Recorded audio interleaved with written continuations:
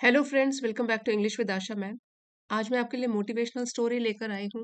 इसका टाइटल है the Kings speech, एक राजा का भाषण।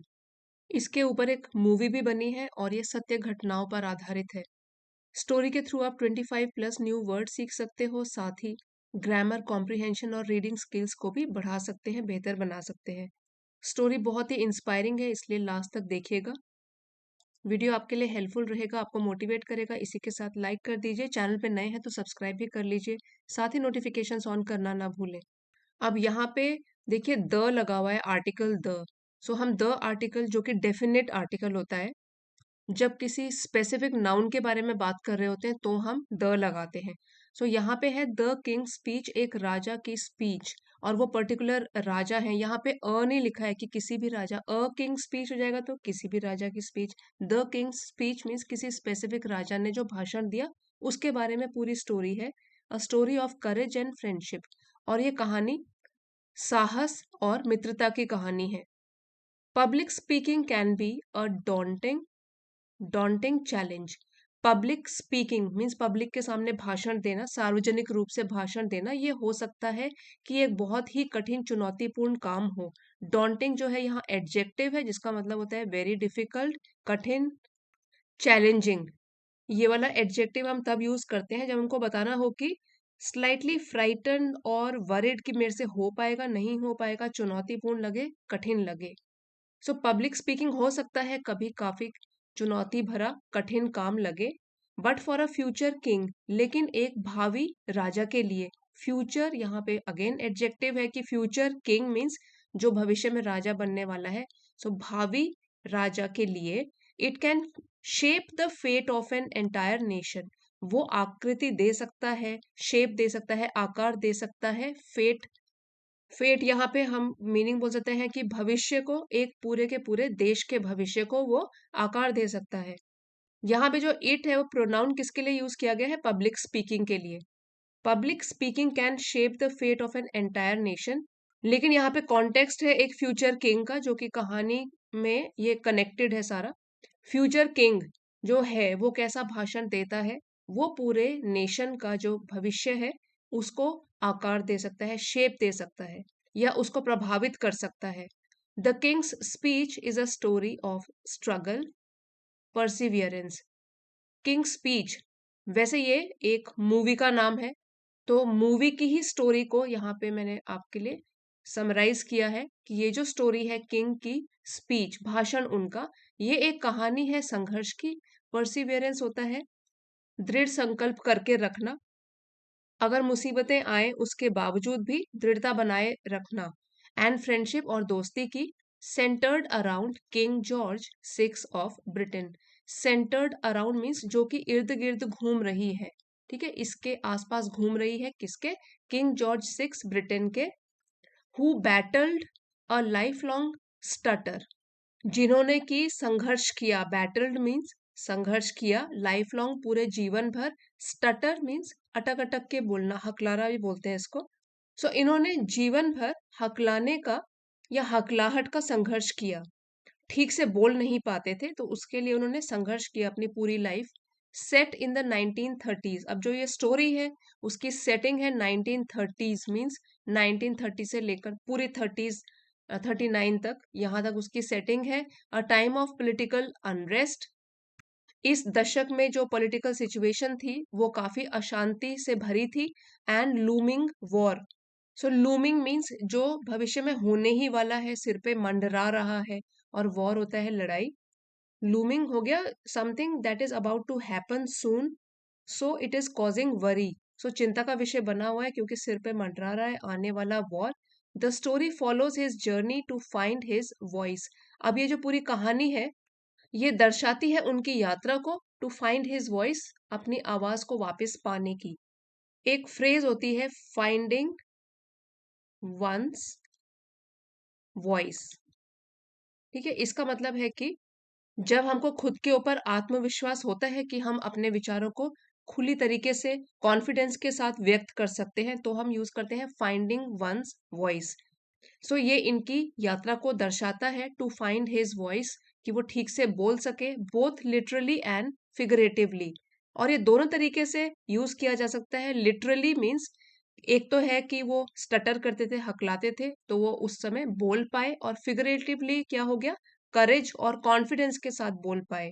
सो हम दोनों तरीके से इसका आंसर यहाँ पे ढूंढ सकते हैं। The story follows his journey to find his voice, किस तरीके से उन्होंने अपनी आवाज को वापस पाया। सो एक तो है शाब्दिक रूप से कि उनको वो क्लियरली बोल पाए, और है फिगरेटिवली मीन्स कॉन्फिडेंस के साथ उन्होंने अपने सारे विचारों को प्रकट किया with the help of an unconventional speech therapist. So speech therapy वाले जो डॉक्टर्स होते हैं या इसी क्षेत्र में जो काम करते हैं लोगों की स्पीच को सुधारने में, सो वो कैसे थे, अनकन्वेंशनल मीन्स अपरंपरागत। एक तो होता है कन्वेंशनल, जो कि हमेशा सेट किए हुए स्टैंडर्ड के हिसाब से काम करता है, लेकिन अनकन्वेंशनल हो गया जो अपरंपरागत हो, जो थोड़ा डिफरेंट तरीके से काम करता है। Who does not follow what is generally believed और जनरली डन, परंपरागत तरीके से काम करते हैं। तो ये वाले उनके स्पीच थेरेपिस्ट थे, वो अनकन्वेंशनल थे। उनकी मदद से ही ओवरकेम, उन्होंने विजय पाई अपने डर के ऊपर, his fear to lead his country with confidence, अपने देश का नेतृत्व करने के लिए आत्मविश्वास के साथ। अपना जो डर था पब्लिक स्पीकिंग का, उसके ऊपर उन्होंने विजय पाई। चलिए अब स्टोरी यहां से शुरू करते हैं। Prince Albert the Duke of York. Prince Albert ये उनका नाम था बचपन का। ड्यूक ऑफ यॉर्क ये एक उपाधि है, एक टाइटल है, जो कि 15th सेंचुरी में जो भी ब्रिटिश मोनार्क्स होते थे उनके सेकंड सन को दिया जाता था, ये वाला title. Had always dreaded public speaking, हमेशा उनको ड्रेडेड मतलब डर लगता था पब्लिक स्पीकिंग से। प्रिंस एल्बर्ट जो कि ड्यूक ऑफ यॉर्क थे, उनको हमेशा सार्वजनिक रूप से बोलने से डर लगता था। सिंस चाइल्डहुड, बचपन से ही had suffered from a severe stutter. So उन्होंने झेला था, सामना किया था सिवियर, बुरी तरीके से हकलाहट का, एक गंभीर रूप से हकलाहट का सामना किया था, क्योंकि बोलते समय वो अटकते थे, स्टटर करते थे, इसको स्टैमर भी बोलते हैं। Making even the simplest speeches a painful ordeal, बनाते हुए एक साधारण सी स्पीच, साधारण से भाषण को भी एक बहुत बड़ी दर्द भरी कठिनाई बना देते थे, क्योंकि बोल नहीं पाते थे ढंग से। Despite numerous attempts to cure it, numerous means अनेक, अटेम्प्ट्स प्रयास इसको ठीक करने के लिए, उसके बावजूद भी, कई बार इसे ठीक करने के प्रयासों के बावजूद भी, नथिंग सीम्ड टू वर्क, उनको कोई भी सफलता नहीं मिली। His wife Elizabeth Elizabeth deeply concerned for his confidence and future, उनकी जो वाइफ थी एलिजाबेथ, वो गहराई से चिंतित थी, कंसर्न थी उनके आत्मविश्वास और उनके भविष्य के लिए। Sought help from Lionel Logue, तो ये उनका नाम था स्पीच थेरेपिस्ट का, लायनल लॉग। सीख का पास्ट टेंस हो गया सॉट, उन्होंने मांगी हेल्प इनसे। An eccentric eccentric yet skilled speech therapist, अब इनके बारे में बताया गया है कि जो कि थोड़े एक्सेंट्रिक थे, मीन सनकी थे, अजीबोगरीब थे। सो इसे हम कहते हैं स्ट्रेंज और अनयूजुअल, हिंदी में इनको झक्की भी बोलते हैं। सो अलग टाइप के थे, लेकिन फिर भी स्किल्ड, कुशल थे अपने प्रोफेशन में, जो कि क्या था, स्पीच थेरेपिस्ट। इस क्षेत्र में वो कुशल थे। सो इससे उन्होंने हेल्प मांगी। At first Albert was skeptical of Lionel's unorthodox methods. Skeptical means शक होना, संदेहपूर्ण होना। अनऑर्थोडॉक्स मीन्स उनके जो अप्रचलित तरीके थे, जो बिल्कुल अलग टाइप के थे, कन्वेंशनल तरीकों को फॉलो नहीं करते थे, अनऑर्थोडॉक्स थे, ऐसे मेथड्स थे। इसको लेकर शुरू शुरू में एल्बर्ट क्या थे, थोड़े शक से भरे हुए थे, वो संदेहपूर्ण थे, स्केप्टिकल थे। Which included singing words, breathing exercises. उनकी अब मेथड्स की बात करी गई है कि इसमें इंक्लूडेड था, शामिल था कि जो वर्ड्स है उनको गा के बोलना है, ब्रीदिंग एक्सरसाइज सांस लेने की एक्सरसाइजेस करनी है, एंड इवन शाउटिंग, और कई बार तो चिल्ला चिल्ला के भी वर्ड्स बोलने हैं। हाउएवर, हालांकि एज दे वर्क टुगेदर, जब दोनों ने मिलकर काम किया, एल्बर्ट ने भी और उनके स्पीच थेरेपिस्ट ने a strong bond formed between them, एक बहुत ही गहरा संबंध जुड़ गया उन दोनों के बीच में, एक मजबूत संबंध बन गया। Lionel not only helped Albert improve his speech, Lionel ने न केवल अल्बर्ट की हेल्प करी उनकी स्पीच को इम्प्रूव करने में, उसमें सुधार लाने में, but also boosted his self esteem, बल्कि उन्होंने बूस्ट किया, बढ़ाया उनके आत्मसम्मान को भी। सेल्फ एस्टीम मीन्स आत्मसम्मान। यहाँ पे जो नॉट ओनली है और बट ऑल्सो, ये कंजंक्शन है जिसको बोलते हैं को रिलेटिव कंजंक्शंस, और ये दो आइडियाज को इकट्ठा जोड़ने में काम करती है। कनेक्टेड आइडियाज जो होते हैं उनको जोड़ने का काम करती है को relative conjunction, not only but also. तो एक ही सेंटेंस में हम इनको यूज करते हैं। Lionel not only help Albert improve his speech but also boosted his self esteem, Lionel ने न केवल अल्बर्ट के भाषण में सुधार किया, उनकी स्पीच में सुधार किया, बल्कि उनके आत्मसम्मान को भी बढ़ाया, making him realise that his voice mattered, उनको ये एहसास कराते हुए कि उनकी आवाज मायने रखती है, मैटर करती है, उसकी भी अपनी वैल्यू है और उनकी आवाज भी मायने रखती है। When Albert's older brother, King Edward VIII, जब एल्बर्ट के बड़े भाई, उनसे बड़े भाई जिनका नाम था King Edward eight, abdicated the throne, जब उन्होंने अपनी गद्दी त्यागी, एब्डिकेट मतलब त्याग कर देना, छोड़ देना, Albert was unexpectedly crowned king George six. Unexpectedly इसका मीनिंग है विच वॉज नॉट एक्सपेक्टेड, अप्रत्याशित रूप से, ये एडवर्ब है। सो एल्बर्ट को अप्रत्याशित रूप से क्राउन मीन्स राजा बना दिया गया, King George six. With World War two approaching, अब उस समय की बात है जबकि वर्ल्ड वॉर टू, विश्व युद्ध, सेकेंड विश्व युद्ध, अप्रोचिंग मीन्स निकट आया। The nation needed a strong leader, उस समय देश को चाहिए था एक स्ट्रॉन्ग नेता, एक मजबूत नेता। The ultimate test came when he had to deliver a crucial radio address. अब अल्टीमेट, सो अल्टीमेट को हम बोल सकते हैं ग्रेटेस्ट टेस्ट, सबसे कठिन टेस्ट उनके सामने आया, came when he had to deliver, जब उनको पेश करना था, संबोधित करना था, डिलीवर करना था, crucial means important, radio address, radio के थ्रू भाषण देना था, टू रैली हिज पीपल, यहाँ पे रैली का मतलब है कि प्रेरित करने के लिए, उनको स्ट्रांग बनाने के लिए, टू रैली हिज पीपल, अपने ही देश के लोगों को प्रेरित करने के लिए उनको एक रेडियो एड्रेस देना था। With Lionel by his side, to be by someone's side, इस फ्रेज का मतलब है to be loyal to someone, किसी के प्रति वफादार होना। तो यहाँ पे है लायनल जो उनके स्पीच थेरेपिस्ट थे, उनके मार्गदर्शन में he gave a steady and inspiring speech, उन्होंने दी एक स्थिर और प्रेरणादायक भाषण, प्रूविंग टू हिमसेल्फ, प्रूव करते हुए, ये साबित करते हुए खुद को, एंड हिज कंट्री, साथ ही अपने देश को भी, that he was ready to lead, कि अब वो तैयार है देश का नेतृत्व करने के लिए। सो उन्होंने एक प्रभावशाली भाषण दिया और सबको बता दिया कि अब वो रेडी हो गए हैं, तैयार हैं कि देश का नेतृत्व करेंगे। थ्रू डिटर्मिनेशन, ये नाउन है, डिटर्मिनेशन मीन्स दृढ़ संकल्प, दृढ़ संकल्प के माध्यम से, एंड फ्रेंडशिप और दोस्ती के माध्यम से, king George six found his voice, तो राजा को अपनी खोई हुई आवाज मिली। फिर से हम बोल सकते हैं कि एक तो लिटरल सेंस में शाब्दिक अर्थ इसका फाउंड हिज वॉइस मीन्स वो बोल पाए, और एक है इसका फिगरेटिव मीनिंग कि पूरे सेल्फ कॉन्फिडेंस के साथ वो अपने विचारों को प्रकट कर पाए, शोइंग दैट, ये दिखाते हुए, ट्रू स्ट्रेंथ, जो सच्ची शक्ति है, लाइज, वो निहित है, नॉट इन परफेक्शन, कि तुम कितने परफेक्ट हो, पूर्णता में नहीं है, उसमें नहीं निहित है सच्ची शक्ति, but in the courage to rise above one's fears, बल्कि अपने डर पर विजय पाने के साहस में निहित होती है। करेज साहस, to rise above one's fears, जो अपने डर हैं उन पर काबू पाना, उन पर विजय पाना, इस शक्ति में निहित है।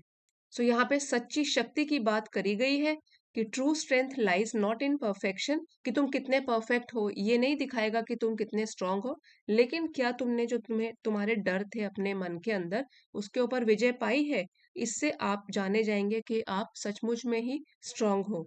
और आप में ट्रू स्ट्रेंथ है, सच्ची शक्ति है। सो ये वाली कहानी से हमको यही शिक्षा मिलती है कि अगर हम में दृढ़ संकल्प हो और कोई हमें जो खुद में कुछ कमजोरी है उसका सामने करने की इच्छा हो, दृढ़ संकल्प हो, साथ ही अपने नियर एंड डियर वंस का साथ हो, तो सबसे कठिन चुनौतियों पर भी काबू पाया जा सकता है। और ये कहानी इसका रियल एग्जाम्पल है। अब एक बार वर्ड मीनिंग्स रिवाइज कर लेते हैं। चैलेंज चुनौती, ये नाउन है। स्टटर हकलाना, अटक अटक के बोलना, नाउन है। इसको स्टैमर भी बोलते हैं, स्टैमर। नेक्स्ट है अनरेस्ट, अशांति, नाउन है। अनकन्वेंशनल, अपरंपरागत, एडजेक्टिव है। कॉन्फिडेंस, आत्मविश्वास, नाउन है। चाइल्डहुड, बचपन, ये भी नाउन है। स्पीचेस, भाषण, नाउन। ऑर्डील, कठिनाई, नाउन है। मुसीबत, कठिनाई। क्योर, ठीक करना, वर्ब है। कंसर्न्ड, चिंतित, एडजेक्टिव है। एक्सटेंट्रिक, अजीबोगरीब या सन की भी बोल सकते हैं, ये भी एडजेक्टिव है। स्केप्टिकल, संदेहपूर्ण, शक में होना, एडजेक्टिव। अनऑर्थोडॉक्स, जो कि अप्रचलित हो, एडजेक्टिव है। बॉन्ड, संबंध, नाउन है। बूस्टेड, ये पास्ट टेंस में है, बढ़ाया, वर्ब है। सेल्फ एस्टीम, नाउन है। आत्मसम्मान, खुद का सम्मान। एब्डिकेटेड, ये भी पास्ट टेंस में है, त्याग दिया, वर्ब है। क्राउन्ड, राजा बनाया गया, ये भी पास्ट में है, वर्ब है। अप्रोचिंग, निकट आना, वर्ब है। रेडियो एड्रेस, रेडियो के द्वारा भाषण देना, संबोधित करना, नाउन है। रैली, प्रेरित करना, ये वर्ब है। इंस्पायरिंग, प्रेरणादायक, एडजेक्टिव। लीड, नेतृत्व करना, वर्ब है। डिटर्मिनेशन, दृढ़ संकल्प, मुसीबत आने के बावजूद भी हौसले बना के रखना, नाउन है। परफेक्शन, पूर्णता, ये भी नाउन है। स्टोरी पसंद आई है तो प्लीज लाइक, शेयर और सब्सक्राइब जरूर कीजिएगा। अब आगे बढ़ते हैं, रीडिंग स्किल्स इंप्रूव करेंगे यहाँ से। द किंग्स स्पीच, और फिर से ध्यान देंगे प्रोनाउंसिएशन के ऊपर, वॉइस मॉड्यूलेशन के ऊपर, और जहाँ पे हम पॉजेस देंगे जैसे कॉमा, फुल स्टॉप है, कोई इंटरोगेटिव सेंटेंस है, ये सब ध्यान में रखते हुए। Public speaking can be a daunting challenge, but for a future king, it can shape the fate of an entire nation.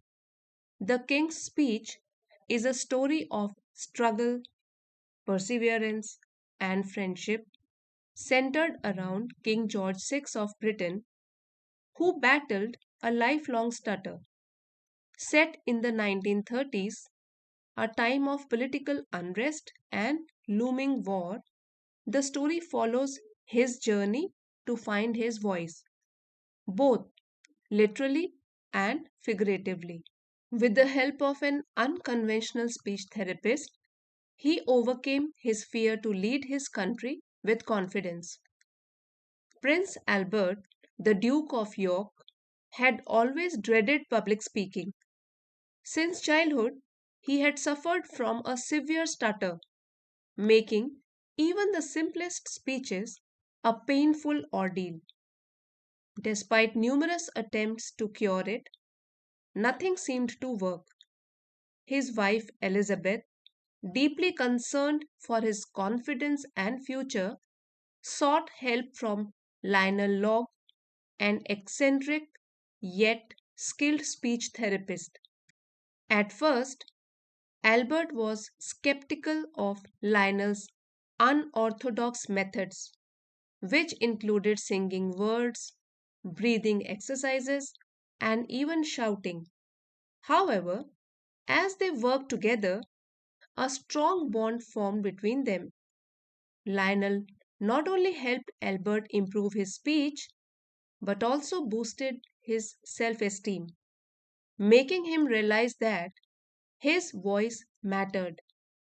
When Albert's older brother, King Edward VIII, abdicated the throne, Albert was unexpectedly crowned King George VI.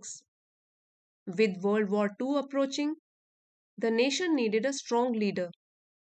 The ultimate test came when he had to deliver a crucial radio address to rally his people. With Lionel by his side, he gave a steady and inspiring speech, proving to himself and his country that he was ready to lead. Through determination and friendship, King George VI found his voice, showing that true strength lies not in perfection, but in the courage to rise above one's fears. So, friends, if you have liked today's story, please don't forget to like, share, and subscribe. मिलते हैं अगले video में. Thank you for watching.